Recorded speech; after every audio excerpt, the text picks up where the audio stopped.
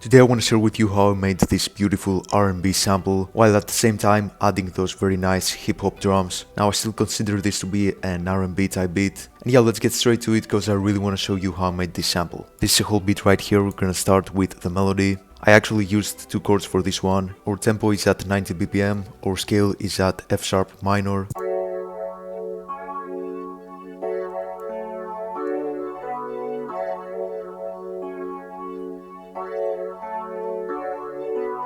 First of all, I found this electric piano from Analog Lab. As you can see right here, I added a bunch of nice effects. Here's how it sounds without the effects.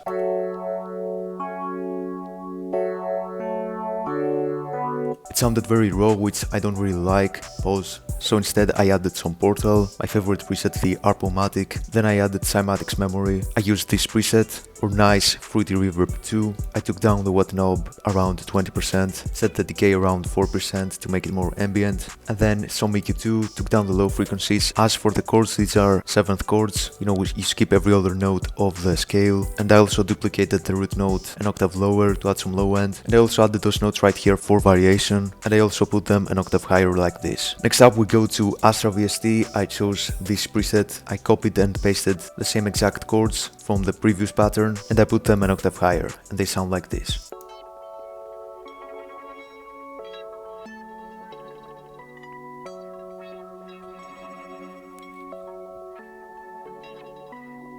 I love the texture of this preset, it adds more character to the sample without really trying that much. And I boosted some of the highs using EQ2, took down the low end, and that's about it for this layer. Now once again on Astra I chose this preset, it's a really nice pad. I used the same notes as the first pattern, didn't change the octave on this one, didn't add any effects to it, and it sounds like this.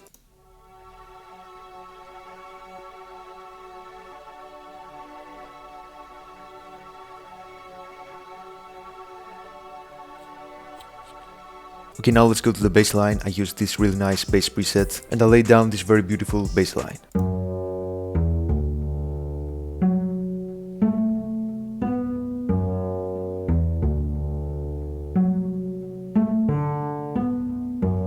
What I really love about this bass line is that I added those higher notes to add some variation and you know, it feels like the bass player is actually putting his fingers everywhere. Pause again. But yeah, it feels like someone is actually playing the bass and is moving through the octaves of the actual bass. Usually saturation is very good for bass sounds to bring them up in the mix without ruining their actual signal. Okay, now let's go to the guitars. I found this guitar sample from Splice, like literally every human being that makes R&B samples nowadays. It sounds like this.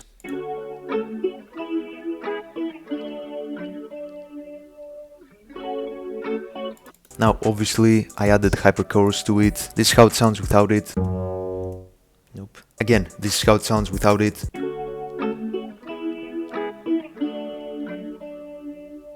And the hyperchorus makes it a bit wider and adds more texture to it. Gives that vintage vibes to the sound. I also duplicated the sample, made it unique, and I chopped it. I found some smaller parts that I like to add on the end of the actual sample to fill up the empty gaps, and I also put them an octave higher.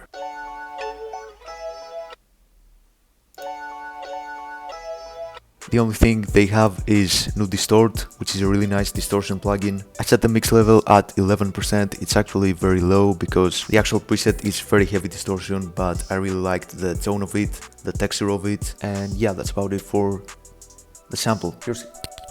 Here's how the whole sample sounds.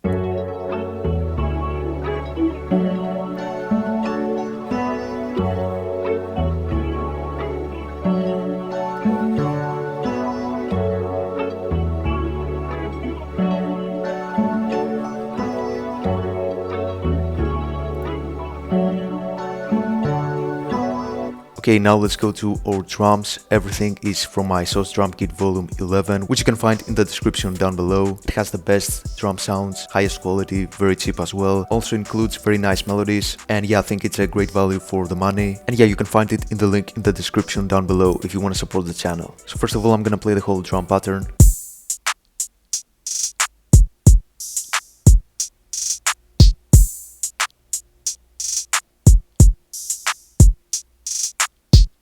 Okay, first of all we have this clap. groundbreaking. Then I added this kick.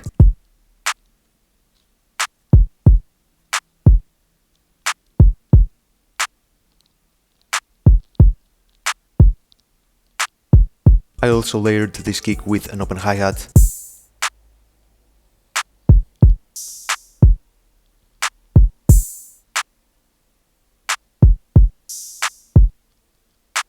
Notice how not every single note is actually hitting right on time with the kick. I added these 2 open hi-hat notes on other parts of the pattern, so we get more bouncy with it.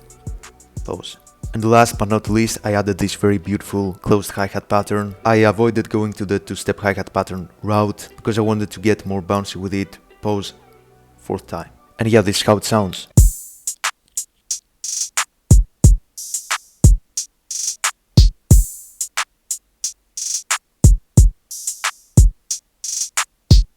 The only thing I added to the closed hi-hat was this fruity fast distortion. I set the mix level at 20%, and yeah, that's about it. Also on the kick I added fruity peak controller to apply dynamic cue on the melody every time the kick is playing. This is the effect pretty much.